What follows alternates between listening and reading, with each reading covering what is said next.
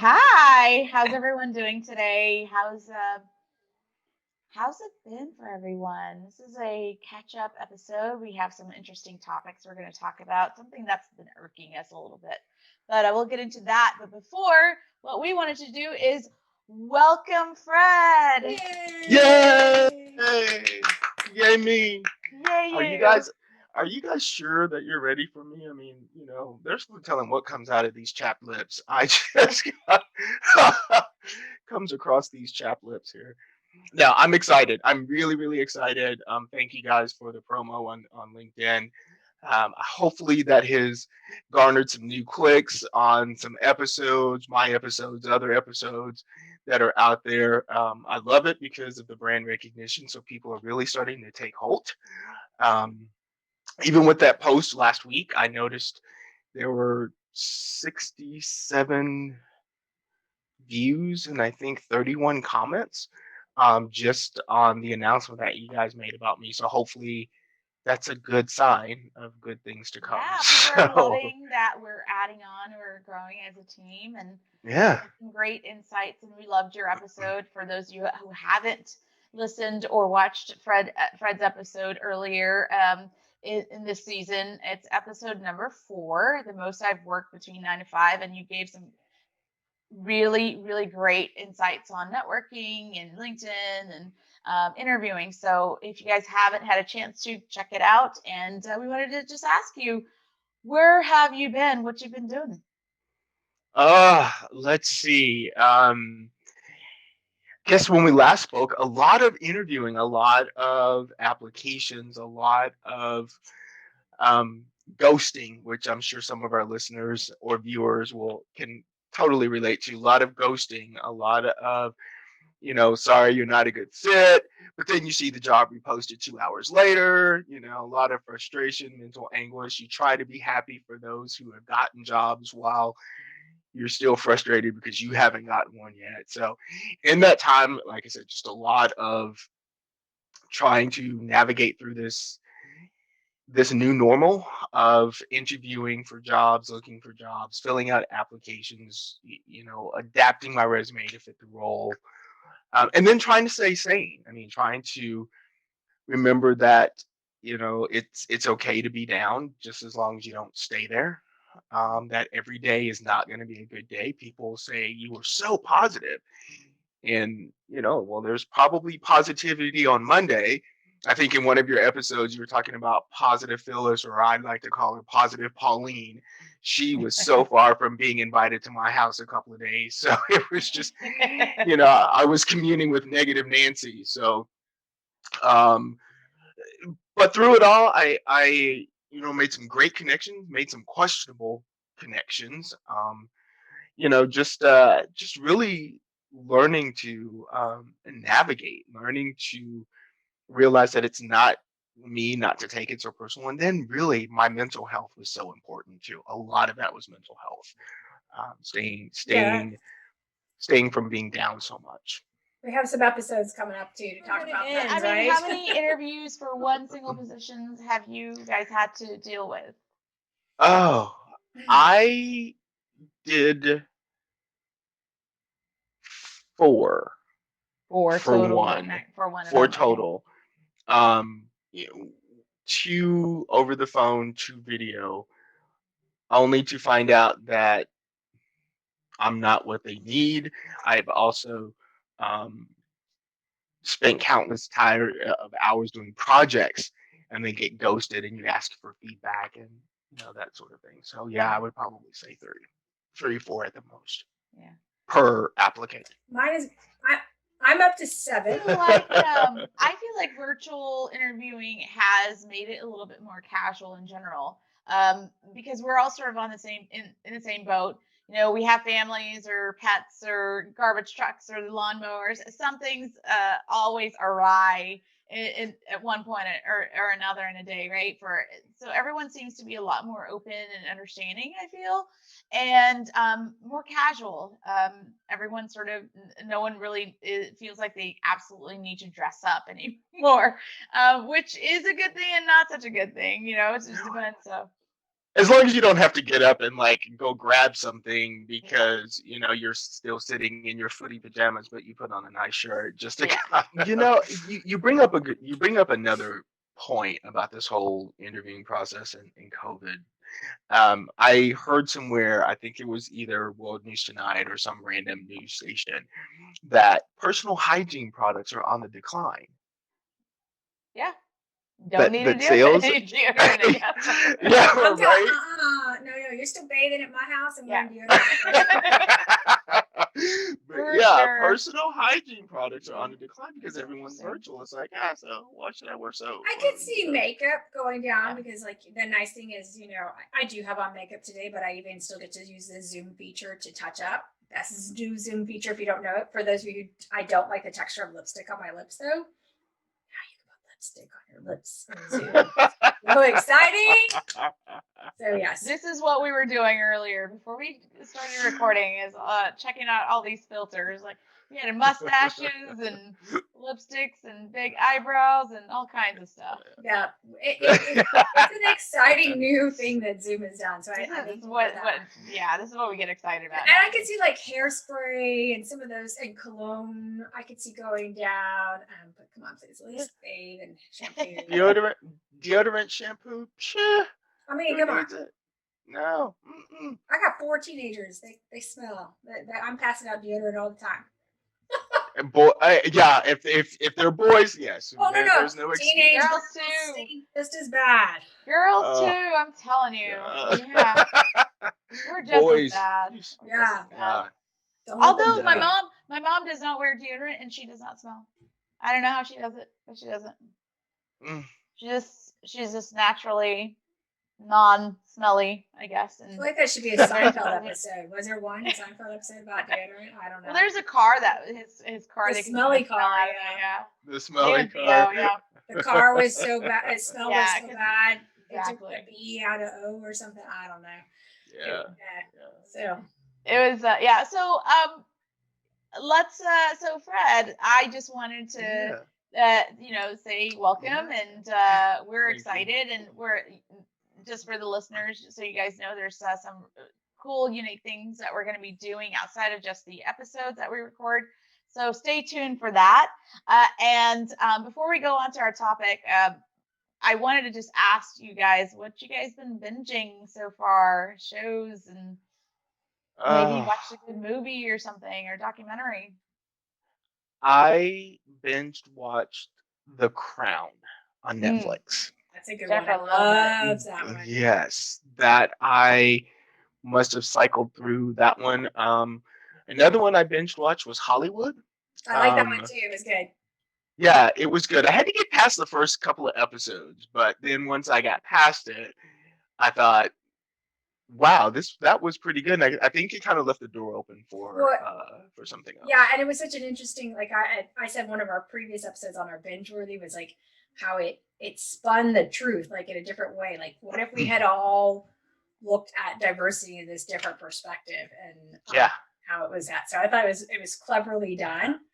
And but on both of those, that and The Crown, like, do you find yourselves trying to figure out what's real and what's fiction? Like, how it was? Are you like that? Because I like to go then and yes. Well, what really happened? Did the Queen really meet with this person? Did that happen? I like to. I did that quite a bit, especially when they were talking about the smog, the 9-day smog or 7-day smog that happened over in London. I was like, oh wow, man, that really did happen. But I think for me, it kind of gave me an insight on how people can love you and hate you in a matter of a minute. I mean, that loyalty is just a word that it didn't mean much, and not just from the royal house to to the citizens of London, but even within their own house. Like, no one was loyal to anyone, and it was, they were stealing your wallet and helping you look for it. I mean, that puts the dysfunction in families right there. So I can't even imagine being born into something like that, though. No, So not at all. What about okay, you, Jigna? What? Lots of well, I will Schitt's Creek, I'm Schitt's kind of Creek, yeah, I'm looking season six. forward to some of these new shows that are starting to come up again. The Yeah. Walking Dead is one of my absolute favorites. I know a lot of people that aren't really But enjoying it's it gonna anymore, end. but This is it is. it. This is it. I don't know. We'll see. No, they So, said they announced it already that this is it, and I don't what? think There's no more new season? no more new season. No. Yes, yes, No. yes. What? And I don't think they're putting closure to it. So I'm Oh, sorry. No. no. Well, there's a new one out. There's a new show out. The new. I just saw it yesterday. New World or something like that. Yes. Yeah. And that looks interesting. We'll see. And they no, they need. I need. Come on, people. I need closure. And so speaking of closure, Schitt's Creek is the last Yeah. season 6 is out. So I'm so excited to get some Yes. closure there. So. We've watched a few episodes, but then now Adrian, my husband, walks around trying to talk like Moira, and I'm like, you gotta stop. No. Jennifer Frederick. I Yeah. love her. I love her. She is fabulous. Catherine O'Hara is amazing. And then of course Mandalorian's coming up, so we'll have to binge watch that. Yep. So I'm looking forward to my binges when they're Yeah. starting to roll in. And the Great British Bake Off or baking show. I never got on into that. know. New season that they've been filming during COVID. So, Yeah. And Netflix is doing something different. They are releasing only an episode a week, so you have to wait. I don't like that. That's not okay. I don't like that either. But I mean, either if way, I am, I love Then you that can't show. binge. First of all, I still love the show because first of all, Paul Hollywood. I mean, my goodness, the deepest blue eyes you've ever seen in your whole life, and like, what a great he's got a British accent, blue eyes, and he can bake. Like, oh, still my heart. But anyway, and but the show, I just love how it's not like traditional baking shows where they are mean with each other. Like they help each other. Like if someone hasn't finished something in time, they help. It's a different camaraderie in there because they're not fighting to be like famous chefs. They're just they're supposed to be like every ordinary day people who love to bake and trying to see how they can do this baking show and they always bake some interesting things. I did finally try to break down and make my own macarons, and they were horrible. But I would not do well on that show. But that's okay. And but you love macaroons, so there's that. I do. But they anyway, it's a good show. So I like the fact that it's a little different. Teaches me patience. Very cool. And Cobra Kai, they did announce they're going to have a season. So season 3 comes out in January. They are going to make a season 4. They have committed to that too. So yay! Okay. So Fred, I want to go back to something you mentioned earlier when we asked you about how things are going. You said you made some questionable choices of new connections. I think we've all gotten some interesting new requests of people to contact us. And Jennifer Jigna, that was I kind of thought about that, in preparation for our call today or our chat today, and I thought to myself about all the connections, because you hear people out there on LinkedIn and says, hey, you should always accept a connection. You should always accept a connection. Well, I'm going to buck the system just a tiny bit. You know why? Because I always have, ever since I was 2, ask my mother, I buck the system every time. It was always why. That said, I got I got a couple of LinkedIn connections. It's like, oh yeah, well, this person is connected to someone else that I know. And you think, and viewers, you chime in here, you think that they have been somewhat vetted, or you felt like they have been somewhat vetted.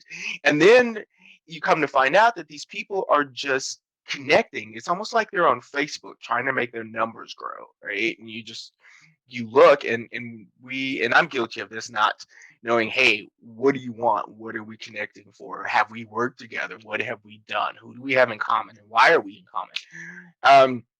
And then a few of them turned out to be, let me sell you something. And I said to myself, okay, there's a little green banner right across my name that says open to work. Do you sincerely think I have money to invest Maybe the in? green confused them, like open to buy. Yeah, or maybe it was a sign that I am independently wealthy, which is probably the wrong signal to be giving out because that's not exactly what it meant. But and I've got some that were actually fake accounts too. It's like, Oh, I've gotten those. Like it's almost like the creepy guys who send on yeah, Facebook too. Like I can see, I'll look and I'm like, I don't accept, but I can see like they have nobody like in their profile, like, and they have like 2 things posted, and it's I'm like, I don't know you. I'm not. yeah, you don't know them, and you wonder to yourself, what do you want? And then I had someone, so I don't know what it was I had posted. I may have said something encouraging out there, and I had a person to comment that says, "Oh yeah, I've used blah blah blah to help with my job search." And someone pinged me and said, "Take a look at that person's profile. The dates don't add up. The You only see that their activity is only about this specific item or agenda."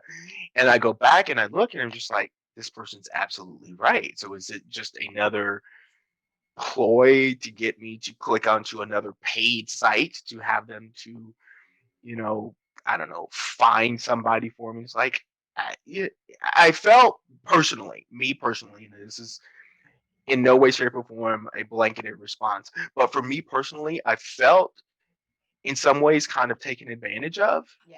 Yeah. I also felt manipulated in some Well, cases, but and I you also blame myself for a little bit of that too, for not doing my homework and my due diligence and so quick to accept. So I can't put the blame on everybody. I need to take a little bit of onus in I that will too. say though, it's very it's hard to tell, even if you try to do homeworks. And I will say I've sort of been victim of it, and I will call myself a victim because I feel like I was. Whether I did or did not do my due diligence, and I did. There was a time when was applying, and this is before, this is a few years back. There was a position, within my industry. Everything seemed right. And I got an interview. It was a job posting actually on LinkedIn. I got an interview. I go there, and there's a holding room, right? And there's a receptionist, and she's like, "Okay, your appointment time's at this time. We'll see you in a minute." There's like five other people in there at least, and then one by one they're being called into the room and being interviewed and whatnot. And like every five, it's like generally it's like 5 to 10 minutes long. I'm like, this is weird. Like, well, maybe they're just doing initial interviews and they'll figure out, what to do. I go in there, and then they're talking like, oh, it's an event. It's a setup where the host events at one of those wholesale discount mm, big retailers, and they say that they get their money from these people, but then the format is a you have someone we hire you bring on this many people, and then they bring on this many people, and then they bring on, and that's how you make the money. What does that sound like? Pyramid. Yeah, or multi-level marketing. That's what they call it now. It's legal when it's a multi-level. It's not legal when it's a pyramid. So or at least Yeah. that's what I understand it to be. But it's the same thing, and it's not okay. And at that point, I made a decision, and I'm not for it at all. I'm not for MLMs. I'm not for pyramids. If people don't like me because of that, I apologize, but whatever. It's not gonna happen with me. So I made a conscious decision. I'm like, I'm gonna learn from this and learn what drives these people to be part of this. And this kid, he was a kid. He was like early 20s. He's like, oh, I'm a CEO of my company and blah blah blah, this and that. And I'm like, okay, let's talk through this. So I'm asking all these questions, and I said, okay, can I actually visit your thing, this, fixture, whatever, booth, whatever you Right. want to call it? I'm like, I want to go check it out. And I'm like, I'm going to do that later today. And he's like, well, if you're going to go there, I'll come visit you. I'm like, all right, fine, let's do this.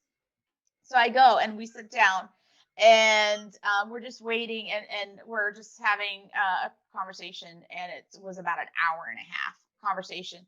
And I'm peeling the layers, right? The onion layers are coming off. And I'm like, Right. what's wrong with this picture? He's not giving me the information.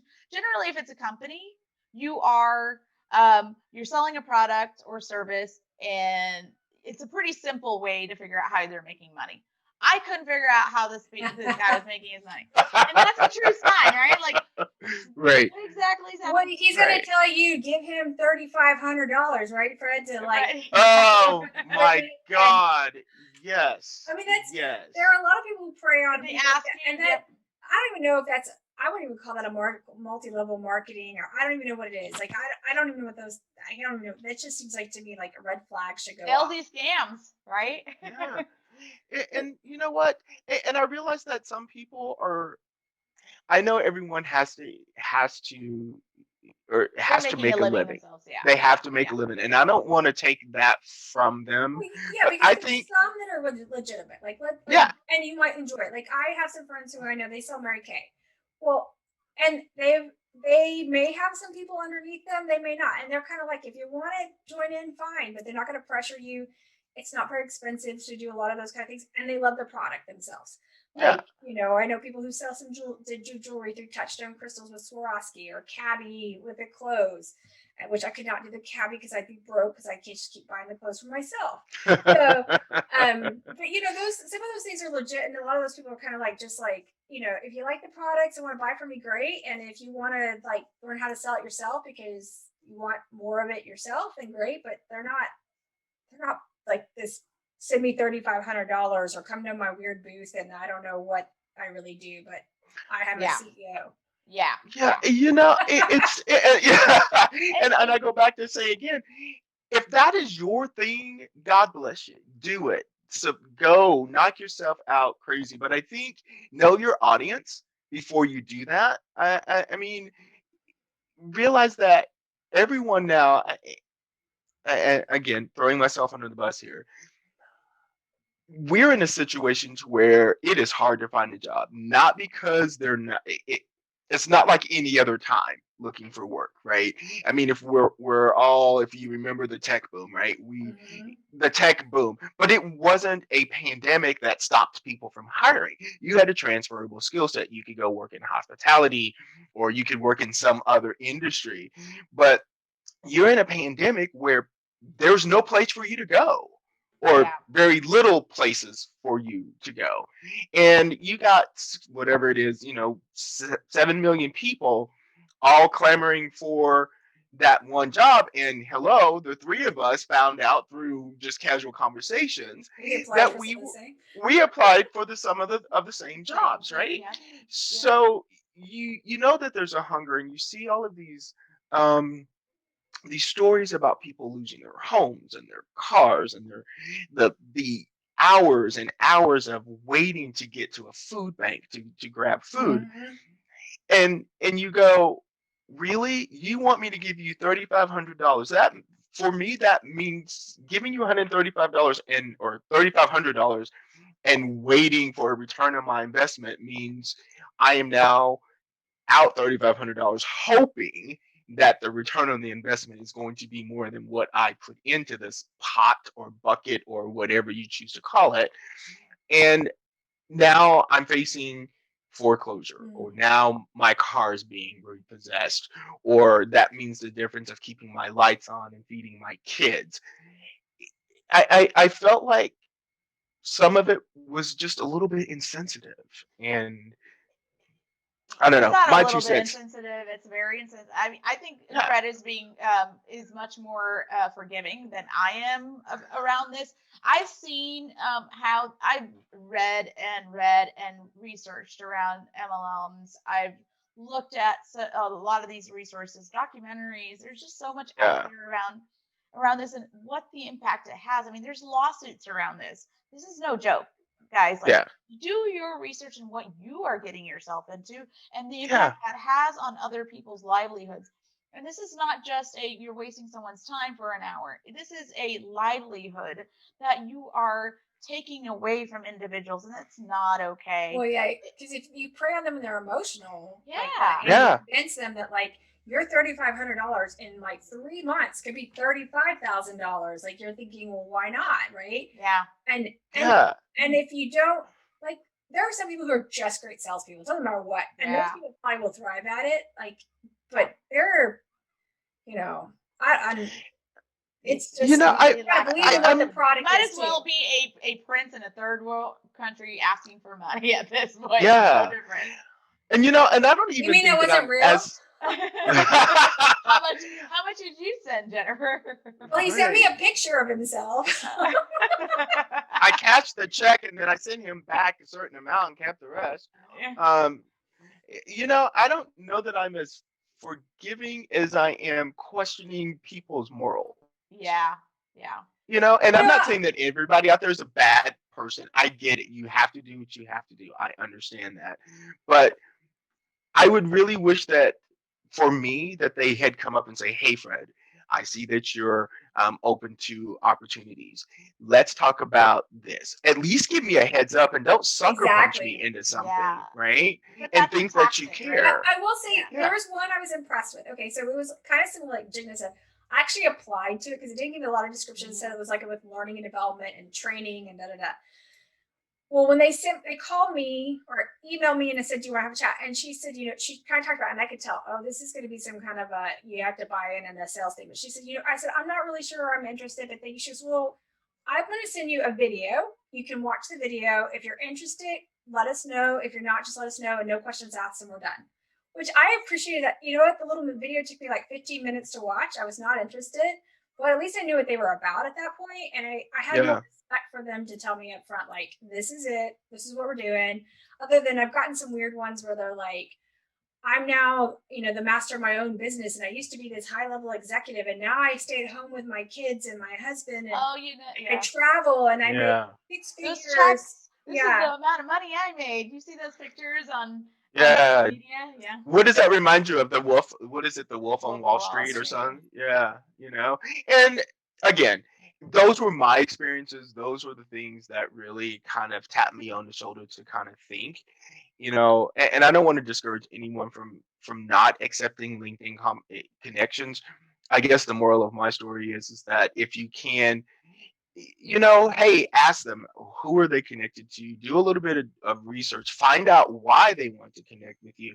I mean, it's just like everyone else. We do the same thing when we have friends, right? Yeah. When we meet friends, why should I be friends with them? What do they have that is good for me, that's going to bring me good energy? I mean, we evaluate everything else. Why shouldn't we evaluate these LinkedIn? Well, and I'd say too, my 10-year younger self would probably be more like just like accept and don't ask questions, or even feel compelled to have a conversation with someone and just be nice about it. As I've gotten older, I think I've just learned to say, like, especially when I've gotten requests from folks that are financial advisors, and they may not have sent me. They sent me a message send me a message, not necessarily a request to connect right away. And they're like, you know, I saw you got, you know, you're looking for a job. Didn't know if you or change jobs and need to do something with your 401k. What, you know, if you want to talk about whatever, blah blah blah. At least they were upfront with what they were looking for, but I was compelled just to let them know right away. I said, hey, thanks for reaching out. I've already have a place, you know, have someone to work with and taking care of it, and moved on, as opposed to feeling like saying, oh yeah, I'll listen to your spiel and da da da da, you know, because then I'm just wasting their time too. So to be respectful of everyone's time, I think I've also just learned to be more upfront, or as Fred said, just ask, like, what is it you're inquiring about? How can what's the elevator pitch here? Get more concise with what you're going to tell me. And you know, what's in it for me? Why should I invest? Yeah, it's we actually, all three of us had a instance where the same individual hit each one of us, and they started with one and saw us as connections, and they went to the other and then the other. So it was interesting to see what that individual did, and I think by the time she had gotten to me, I was the third one on the list, and I think she heard I was the wrong person to speak about that, but I see, and you guys tell me about it, and I'm like, I don't even remember. It was so bad, I must have just blocked it. I was like, I don't know. Like, I vaguely remember, but I was like, what? Yeah. But on the flip side of that, some of the connections I have made have been truly, truly Fabulous. good connections and fabulous connections. And, I've met strangers virtually who are now friends. And that just reminded me I need to follow up on an email. But this person was a connection through someone else. And this guy was just kind of like, hey, how's it going? How are you feeling? It's okay to have a shitty day if that's okay, FCC, that we could say, if you're having such a bad day, it's okay to have a bad day. If you need to vent, call me. And I will just do nothing but sit and listen.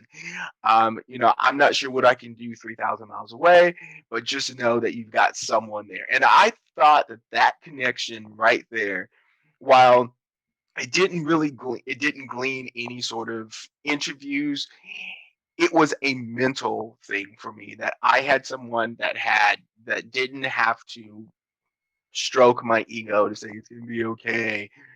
Someone that just actually listened and said, okay, now let's talk through this, let's work through this. And that was good. And I'm really, really thrilled and excited about that connection. So there were some positive things that came out of it. Yeah, nice. Absolutely. That's a good thing. But for those who are trying to just spray on people, stop. Yeah. Stop. No bueno. No bueno. It's no bueno. And that's a PSA. That's a PSA from all of us. Wouldn't you guys agree? Absolutely. Those who are making this honest connection, those who care, continue to do it. We really appreciate it. It's important, especially for folks who are laid off or in this sort of downturn in their life. Yeah. And it's not always going to be that way for everyone, right? You are, PSA, if you are someone who is with an MLM or you're just there to be salesy, be honest with the people. Just tell them that you are there to sell and let the individuals decide, because at the end of it, you're, like you guys are saying, Jennifer is saying, just you're wasting everyone's time, including yourself, because at the end you're going to get a no. Yeah. Anyway. So in terms of certain questions to ask, some things I've kind of picked up on myself and thought I'd pass it along to just really understand whether those individuals are selling something or not. A couple of things is, if you really don't know initially in the first minute or so what the product is, then more likely than not, it's an MLM. And the other thing is, you can ask, like, what part of your revenue is recruiting individuals versus selling the product. If they don't have that data, then it's an MLM. And if you can even ask, how much money do you make? What's your profit, around this? If they don't have an answer, it's an MLM. So right. A lot of these MLMs don't have the data around and research around not just their products, but also their specific sales for themselves, their teams, their company. So it's just, they're selling dreams is what they're doing. I would say, do a comparison. If you go look at Mary Kay, they can spit all that information out to you. Those ladies, they know. And some of the heavy hitters, oh my gosh, I had no idea you could make that kind of money in makeup if they're successful. Is if you live in rural America where there's not a department stores. Now, maybe not now, because we've already discussed that beauty products is coming down. Right. But anyway, there are legit ones, like you said. If they can answer your questions, it's probably built on a real business. If they can't, right. Because any CEO could spat off and be able to tell you what the revenue is, what their annual earnings are. I mean, they could give you their annual report in a matter of minutes, right? Give you the high bullet points and say, here, for more in-depth information, go visit me at blah blah blah /about/annual report. It's there. People can do it. I just don't want to sell knives either in someone's house. Oh, goodness. So what? At least they can't do, when people used to run and they want to sell you knives. It was something 20 years ago. Yep, I remember that. No. Knives and all kinds of stuff. Door-to-door encyclopedias. And demo your knives to me. That feels silly. at the end of the day, it's about looking out for you,